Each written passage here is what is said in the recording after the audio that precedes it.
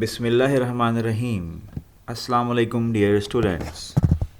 It's Abbas Jafri from Asas National School. How are you, dear students? How your studies are going? I hope you are preparing yourself for send-ups. Today is 29th of July 2020 and we are studying chapter number 2 of Chemistry of Pre-9th. And the chapter number 2 is Structure of Atoms.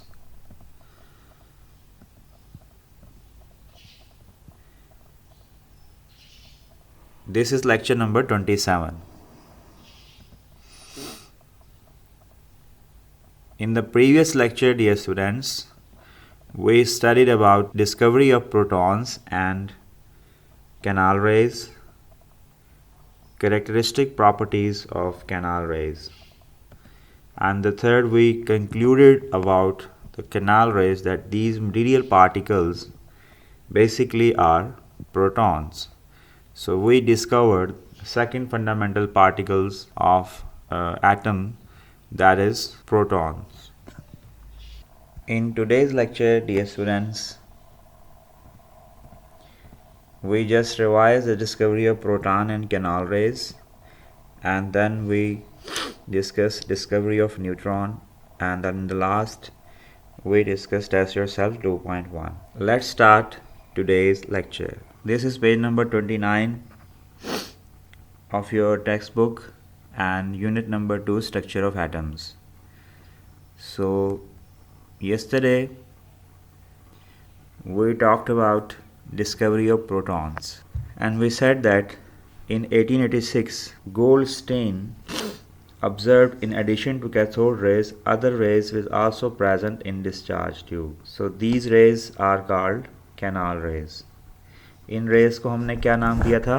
In rays को हमने canal raise का नाम दिया था. ये rays opposite direction में travel करती हैं कैथोड रेज के. These rays were travelling in opposite direction of cathode rays. So एक उसने एक डिस्चार्ज ट्यूब बनाई थी, लेकिन इस दफ़ा की डिस्चार्ज ट्यूब पहले वाली डिस्चार्ज ट्यूब से कदरे मुख्तलिफ थी. इस दफ़ा उसने क्या किया? उसने कहा कि ये जो एरिया है सारा, दिस एरिया बेसिकली एक वर्किंग एरिया है, और यहाँ पर ज़्यादातर कैथोड रेज की बम्बार्टमेंट या कैथोड रेज की प्रेजेंस बहुत ज़्यादा होती है. तो हमें स्पेसिफिकली अगर हमने अपोजिट डायरेक्शन वाली रेज को चेक करना है तो उसके लिए हमें एक स्पेसिफिक किस्म की डिस्चार्ज ट्यूब बनानी पड़ेगी. तो उसने क्या किया? कैथोड के अंदर, कैथोड जो टर्मिनल था कैथोड का, इलेक्ट्रोड था, इलेक्ट्रिकल पॉइंट था जहाँ से नेगेटिव पॉइंट था कैथोड, तो उसके अंदर उसने क्या कर लिए? होल्स कर लिए. यानी कि अगर फर्ज करें नॉर्मली ऐसे इस तरह का होता है इलेक्ट्रोड, ठीक है ना, यहाँ पे, ठीक है, ऐसे कर, ये इस तरीके से इलेक्ट्रोड होते हैं, ठीक है जी, इस तरीके से. तो उसने क्या किया? उसने इस पूरे को अंदर ऐसे होल्स कर लिए. तो जब कोई भी रेज आ जाएंगी तो वो यहाँ से ट्रैवल कर जाएंगी इस तरीके से, ठीक है ना. The rays will be travel, वहाँ से पेनिट्रेट कर जाएंगी. और इस एरिया के अंदर, दिस एरिया, इस एरिया के अंदर क्या होगा? ओनली दोज रेज जो कि एनोड की तरफ से आ रही होंगी, तो वही रेज रह जाएंगी जो सिर्फ और सिर्फ एनोड की तरफ से आ रही हैं, ठीक है जी. तो वो कहता है कि ऑपोजिट डायरेक्शन में आने. अच्छा, उसने ये गोल्डस्टेन ने एक्सपेरिमेंट क्यों किया? कल भी मैंने आपको डिस्कस किया था कि जब ये हमारे माइंड में विलियम क्रुक्स ने डाल दिया है कि कैथोड रेज पैदा होती हैं, नेगेटिव चार्ज वाली रेज पैदा होती हैं, तो डेफिनेटली ऑपोजिट चार्ज माइंड में आता है कि गोल्डस्टेन ने कहा कि चूँकि नेगेटिव चार्ज वाली रेज पैदा हो रही हैं, तो definitely in addition to cathode rays other rays will also present in discharge tube. उसने ये ऑब्ज़र्व कर लिया कि जिस तरीके से अदर रेज पैदा होती हैं, इस तरह दूसरी रेज भी डिस्चार्ज ट्यूब में, नेगेटिव रेज पैदा हो रही हैं, तो उस दूसरी रेज भी डिस्चार्ज ट्यूब में डेफिनेटली पैदा होंगी. उसको उसने कहा कि ये क्या है? Canal raise. थोड़ा सा इसको रीड अलाउड कर देते हैं. वो कहते हैं इन 1886 गोल्डस्टेन ऑब्जर्व दैट, उसने ये ऑब्जर्व किया कि कैथोड रेज के साथ साथ दूसरी रेज भी प्रेजेंट होती हैं डिस्चार्ज ट्यूब में। These rays were travelling in opposite direction to cathode rays, यानी कि अगर यहाँ पे कैथोड रेज इस तरीके से पैदा हो रही हैं तो एनोड रेज उसके ऑपोजिट पैदा होंगी, उसकी डायरेक्शन जो है वो क्या होगी, ऑपोजिट डायरेक्शन होगी, direction will be in opposite way. He use a discharge tube having perforated cathode, यानी कि नॉर्मल कैथोड से थोड़ा सा स्पेशलाइज कर दिया।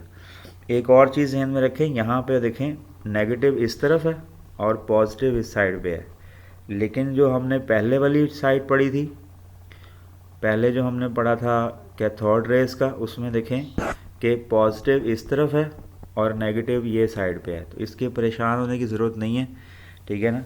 उन्होंने सिर्फ साइडें चेंज की हैं, लेकिन नेगेटिव को नेगेटिव ही रखा है और पॉजिटिव को पॉजिटिव ही रखा है, ठीक है जी।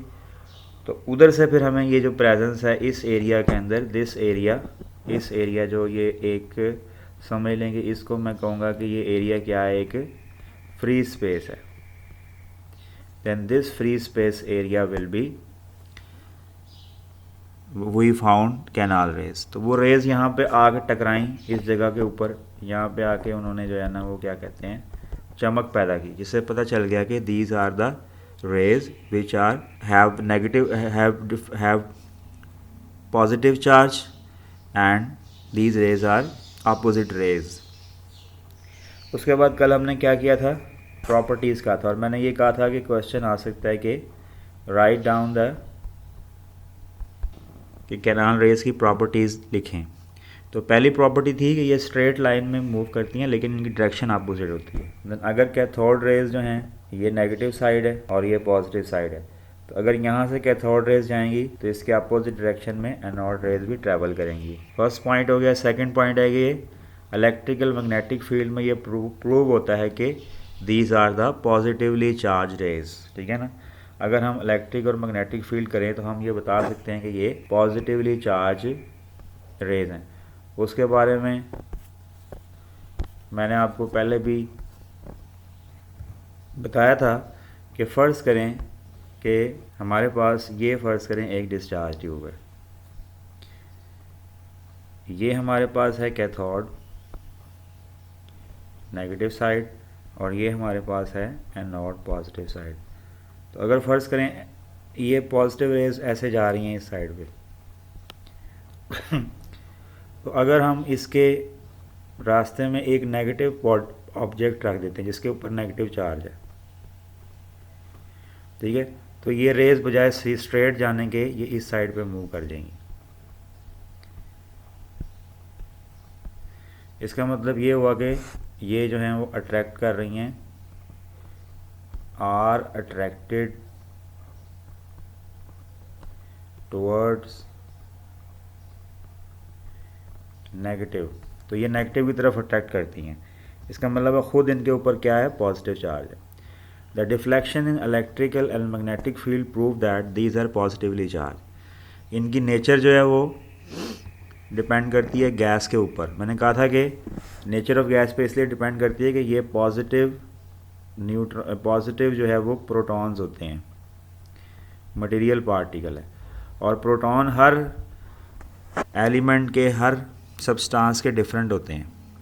प्रोटॉन रिएक्शन में हिस्सा नहीं लेते, लेकिन अगर किसी वजह से वो निकल भी जाते हैं तो उनकी नेचर हर दफ़ा जो है वो उनकी क्वांटिटी और उनके जो हैं वो, मसलन यहाँ पे देखें, अगर फ़र्ज़ करें एक एम था, उसमें एम जो है वो मॉलिक्यूल गैस का था, उसमें एक इलेक्ट्रॉन था, एक प्रोटॉन था। तो अगर फ़र्ज़ करें एक ऐसा मॉलिक्यूल होगा जिसमें एक प्रोटॉन और एक न्यूट्रॉन नहीं होगा, इसके अंदर 5 इलेक्ट्रॉन और 5 प्रोटॉन होंगे, तो डेफिनेटली जब वो इलेक्ट्रॉन को लूज़ करेगा बम्बार्टमेंट ऑफ कैथोड रेज की वजह से, तो उसका जो पॉजिटिव चार्ज है वो m+ नहीं आएगा, वो वो हो सकता है m+2+ हो या m3+ हो, तो ये डिपेंड करता है उसके ऊपर। तो इसलिए उसकी नेचर हमेशा मुख्तलिफ होगी। इन पार्टिकल्स को उन्होंने नाम दिया था प्रोटॉन्स का। तो अब हम आज बढ़ते हैं अपने नेक्स्ट टॉपिक की तरफ, that is discovery of neutron. हुआ ये कि जब नेगेटिव रेज कैथोड रेज पैदा हुई तो उसके अपोजिट डायरेक्शन में साइंटिस्ट ने कहा कि definitely there will be a positive rays, तो उसको हमने कैनाल रेज का नाम दिया। जब दोनों पार्टिकल्स डिस्कवर हो गए पॉजिटिव और नेगेटिव, तो फिर साइंटिस्ट ने कहा कि ठीक है, हम दो फंडामेंटल पार्टिकल्स के ऊपर मुत्तफिक हो गए हैं, पॉजिटिव और नेगेटिव। लेकिन रदरफोर्ड एक साइंटिस्ट था, रदरफोर्ड वाज अ साइंटिस्ट कि जिसने ये ऑब्ज़र्व किया कि जब हम एलिमेंट का टोटल एटॉमिक मास कैलकुलेट करते हैं और एक्सप्लेन करते हैं तो वो पूरा नहीं होता, उसमें थोड़ी सी कमी रह जाती है। और इलेक्ट्रॉन और proton only we can not explain the atomic mass of an element. हम एटम का एटॉमिक मास जो है वो सिर्फ़ और सिर्फ इलेक्ट्रॉन और प्रोटॉन की बेस पर एक्सप्लेन नहीं कर सकते। तो उसने 1920 में प्रिडिक्ट किया कि एक ऐसा भी पार्टिकल मौजूद है जिसका मास जो है वो प्रोटॉन के बराबर है, उसको भी एटम में होना चाहिए। ये कहकर रदरफोर्ड ने जो है वो अपनी ऑब्जर्वेशन कंप्लीट कर दी। उसने एक प्रेडिक्ट किया, उसने एक पेशगोई कर दी कि ऐसा ज़रूर होगा कि एक ऐसा मास होगा एक ऐसा पार्टिकल दरियाफ्त होगा जिसका मास जो है वो प्रोटॉन के बराबर होगा। सो उसी थ्योरी के ऊपर साइंटिस्ट जो है वो कहता है कि Rutherford observe that atomic mass of element could not be explained on the basis of the masses of electron and proton only. He predicted in 1920 that some neutral particle having mass equal to that of proton must be present in atom. एक ऐसा particle होना चाहिए atom के अंदर जिसका जो है वो मास प्रोटॉन के बराबर हो, ठीक है, और चार्जेस तो डिस्कवर हो गए, एक पॉजिटिव चार्ज होता है, एक नेगेटिव चार्ज होता है, उन्होंने एक दूसरे को कैंसिल भी कर दिया। अब जो तीसरा पार्टिकल है उस पर चार्ज तो कोई नहीं होगा, लेकिन वो न्यूट्रल पार्टिकल होगा, उस पर चार्ज नहीं होगा, लेकिन वो एग्जिस्ट ज़रूर करता है। आखिरकार इवेंचुअली, यहाँ से देखें, इवेंचुअली 1932 चैडविक ने न्यूट्रॉन को डिस्कवर किया। Chadwick discovered neutron when he bombarded alpha particles, ठीक है ना। अब ये अल्फ़ा पार्टिकल्स क्या होते हैं, ठीक है, ये हीलियम एटम होता है, हीलियम एटम। हीलियम एटम्स के न्यूक्लियाई को अल्फ़ा पार्टिकल्स बोलते हैं। ऑन ब्रिलियम टारगेट, यानी एक ब्रिलियम जो थी मटेरियल था उसके ऊपर उन्होंने, ये भी एक एलिमेंट है beryllium. He observe that highly penetrating radiations were produce, तो उससे ये हुआ कि ब्रिलियम के, ठीक है ना, और हीलियम के, इन दोनों के मिलने से हमारे पास कार्बन पैदा हो गई, कार्बन बन गई, और उसके नतीजे में एक न्यूट्रॉन जो है वो जनरेट हुआ। And that neutron, that material particles is called, neutral particles is called neutron. तो क्वेश्चन आ सकता है कि न्यूट्रॉन की डिस्कवरी जो है वो उसको बताएं। तो ये आपने डिस्कवरी न्यूट्रॉन में एज अ लॉन्ग क्वेश्चन लिखना है, ठीक है। ये लॉन्ग क्वेश्चन के तौर पे भी आ सकता है कि वो उसके अंदर क्या करना है आपने, लॉन्ग क्वेश्चन के अंदर आपने, लॉन्ग क्वेश्चन है आपने लिखना है कि write down the discovery of neutron. तो यहाँ तक आपने जो है ना, यानी कि इस जगह तक आपने, यहाँ से लेकर यहाँ तक, ये आपने इसका, और ये स्टार्ट वाला जो है इसको आप एज अ एक पॉइंट बना के इंट्रो के तौर पे लिख लें। इसको आप कह लें कि ये जो है वो स्टार्ट है, इंट्रो है, ठीक है ना। और यहाँ से यहाँ तक जो है वो आपका, ठीक है ना, डिस्कवरी है, ठीक है ना, डिस्कवरी हेडिंग बेसिक दे दें इसकी। और फिर आगे ये लेक्स जो है वो ये है properties. Third one is properties. तो न्यूट्रॉन की प्रॉपर्टीज़ शॉर्ट क्वेश्चन आता है सेपरेट, ठीक है ना, सेपरेट शॉर्ट क्वेश्चन आता है प्रॉपर्टीज़ ऑफ न्यूट्रॉन।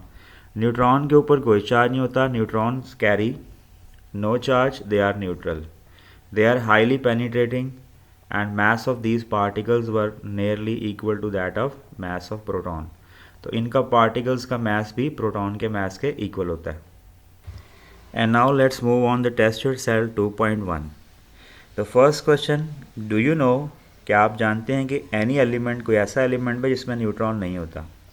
जी हाँ, हाइड्रोजन का जो नॉर्मल आइसोटोप होता है उसके अंदर न्यूट्रॉन नहीं होता, ठीक है ना, यानी the normal isotope of hydrogen does not have any neutron in it। उसके बाद है who discovered electron, a proton and neutron। तो ये नाम और उसके जो है वो डिस्कवरी आपने लिखनी है। How does electron differ from a neutron, एक इलेक्ट्रॉन न्यूट्रॉन से कैसे डिफ़र करता है, उसकी प्रॉपर्टीज़ की बुनियाद पे। और how anode rays were form from gas present in discharge tube, तो इसके बारे में मैंने आपको बताया था कि ये जो पॉइंट नंबर 4 है,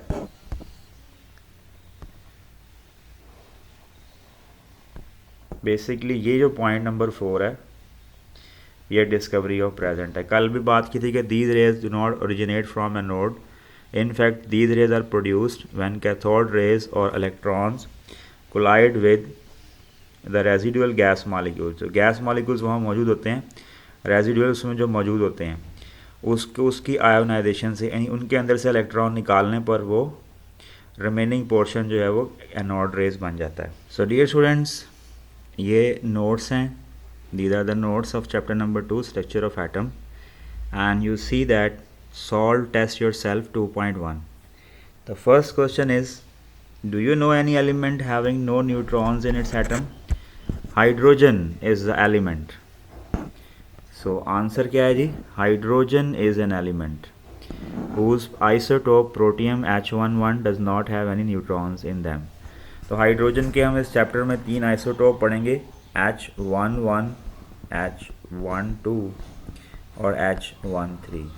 तो ये जो नॉर्मल होता है इसके अंदर एक ही इलेक्ट्रॉन होता है और एक ही प्रोटॉन होता है, न्यूट्रॉन कोई नहीं होता। सो विच मीन्स के हाइड्रोजन का जो नॉर्मल आइसोटोप्स क्या होते हैं इसके बारे में अभी तो आपको नहीं पता, लेकिन इंशाल्लाह चैप्टर के एंड में पता चल जाएगा। यानी हाइड्रोजन एक ऐसा एलिमेंट है जिसका आगे सब टाइप जो है वो उसको हम प्रोटियम बोलते हैं, उसमें न्यूट्रॉन नहीं होता। उसके बाद क्वेश्चन नंबर 2 के किसने इलेक्ट्रॉन डिस्कवर किया, प्रोटॉन डिस्कवर किया और न्यूट्रॉन डिस्कवर किया। जे थॉमसन ने इलेक्ट्रॉन डिस्कवर किया, गोल्डस्टेन ने डिस्कवर किया प्रोटॉन, एंड चैडविक ने न्यूट्रॉन डिस्कवर किया। क्वेश्चन नंबर 3 है कि इलेक्ट्रॉन न्यूट्रॉन से कैसे डिफ़र करता है, इनकी प्रॉपर्टीज़ लिखी हुई हैं कि इलेक्ट्रॉन जो है उसके ऊपर नेगेटिव चार्ज होता है, न्यूट्रॉन के ऊपर कोई चार्ज नहीं होता। इलेक्ट्रॉन जो है वो न्यूक्लियस के गिर्द रिवॉल्व करते हैं, ठीक है, और न्यूक्लियस के गिर्द रिवॉल्व करते हैं, और न्यूट्रॉन्स जो हैं वो न्यूक्लियस के अंदर वाली साइड पे होते हैं, ठीक है ना। न्यूट्रॉन्स जो हैं वो यहाँ मौजूद होते हैं। इलेक्ट्रॉन्स एक हल्का पार्टिकल है, न्यूट्रॉन 1840 टाइम्स इलेक्ट्रॉन से भारी है। उसके बाद एनोड रेज कैसे पैदा होती हैं, तो उसका सिंपल सा आंसर ये है कि एनोड रेज जो हैं वो गैस मौजूद होती है डिस्चार्ज ट्यूब में, और कैथोड रेज जो है उस गैस के ऊपर जो है वो इलेक्ट्रॉनों की बुछाड़ करती हैं। कैथोड रेज की बुछाड़ से वो कोलाइड करती हैं गैस के साथ, गैस से टकराती हैं और उसके अंदर जो है वो क्या कहते हैं, उसके में से इलेक्ट्रॉन निकाल लेती हैं, जिससे पीछे जो है वो प्रोटॉन बाकी बच जाता है, और वो प्रोटॉन एक्ट करता है एज अ कैनाल रेज, ठीक है ना। फर्स्ट करेंगे एक इलेक्ट्रॉन है, ठीक है। अब जब इसके ऊपर कैथोड रेज की बम्बार्टमेंट हो रही होगी, फर्स्ट करेंगे गैस का मॉलिक्यूल है, बम्बार्टमेंट होगी नेगेटिव चार्ज की, तो इसमें से वो उसका इलेक्ट्रॉन निकाल लेंगे, ठीक है ना, टेक आउट इट्स इलेक्ट्रॉन।